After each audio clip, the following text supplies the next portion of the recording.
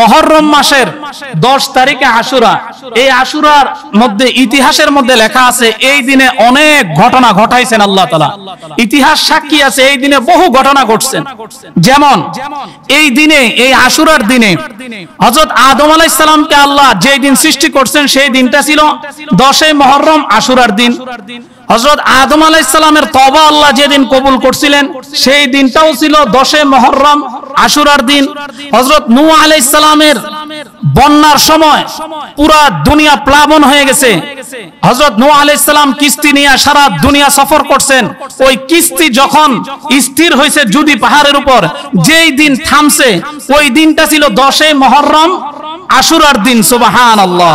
হযরত মূসা আলাইহিস সালামকে যে কি পরিমাণ অত্যাচার আর জুলুম ফেরাউনে করছে মূসা আলাইহিস সালামের উপর, এই ফেরাউনের অত্যাচার থেকে মূসা আলাইহিস সালামকে আল্লাহ যেই দিন নাজাত দিছিলেন ওই দিনটাও ছিল 10 মুহররম আশুরার দিন। এরপরে ফেরাউনরে আল্লাহ তাআলা যেই দিন নীল নদের মধ্যে চুবাইয়া মারছেন ওই দিনটাও ছিল 10 মুহররম আশুরার দিন। জোরে জোরে কোন সুবহানাল্লাহ। হযরত ঈসা আলাইহিস সালাম যেদিন দুনিয়াতে জন্মগ্রহণ করছিলেন ওই দিনটাও ছিল 10 মুহররম আশুরার দিন। হযরত ঈসা আলাইহিস সালামকে যখন আল্লাহ জমিন থেকে সশরীরে আসমানে উঠায় নিয়েছিলেন ওই দিনটাও ছিল 10 মুহররম আশুরার দিন। হযরত ইউনূস আলাইহিস সালামকে মাছে গিলে ফেলছিল, হজম করতে পারে নাই, মাছ বমি করে দিছিল।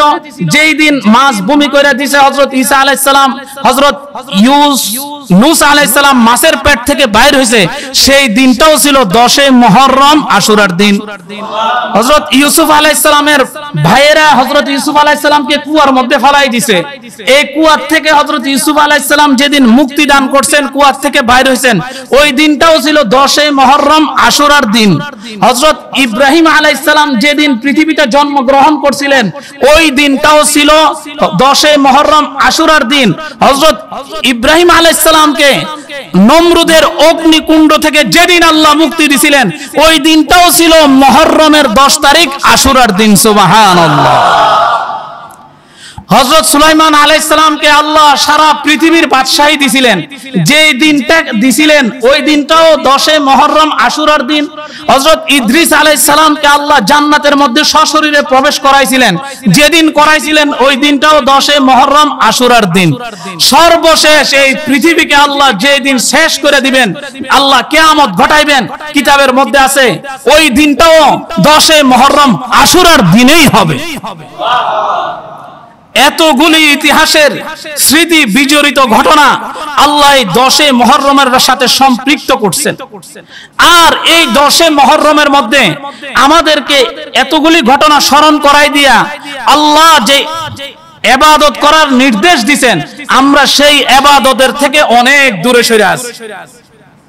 অনেকে মনে করে, যেমন অনেকে মনে করে মুহররম আসলে মনে করে যে এই দিনটা শুধু কারবালা হযরত হুসাইন রাদিয়াল্লাহু তাআলা আনহুর হৃদয় বিতারক ঘটনা চর্চা করা আর কারবালার ঘটনার ইতিহাস আলোচনা করা, এটাই মনে হয় এই মুহররম মাসের তাৎপর্য।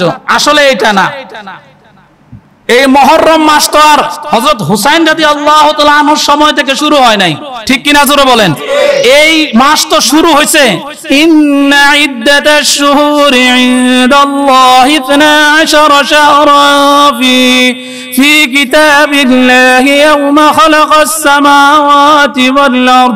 আল্লাহ আসমান আর জমিন সৃষ্টি করার সাথে সাথে আল্লাহ 12টি মাস নির্ধারণ করে দিয়েছেন। সুবহানাল্লাহ। সুতরাং আসমান জমিন যেদিন থেকে তৈরি হয়েছে ওই দিন থেকেই এই মুহররম মাসের সূচনা। নবীজির সময় ছিল, হযরত ওমর আবু বকর সিদ্দিক রাদিয়াল্লাহু তাআলা আনহুর জামানায় ছিল, হযরত ওমরের জামানায় ছিল, হযরত উসমান রাদিয়াল্লাহু তাআলা আনহুর জামানায় ছিল, হযরত আলী রাদিয়াল্লাহু তাআলা আনহুর জামানা পার হয়ে যায়া হযরত মুআবিয়া রাদিয়াল্লাহু তাআলা আনহুর জামানা পার হয়ে হযরত ইয়াজিদের কাছে যখন ক্ষমতা গেছে তখন না হযরত হুসাইন রাদিয়াল্লাহু তাআলা আনহু শাহাদাত বরণ করছে।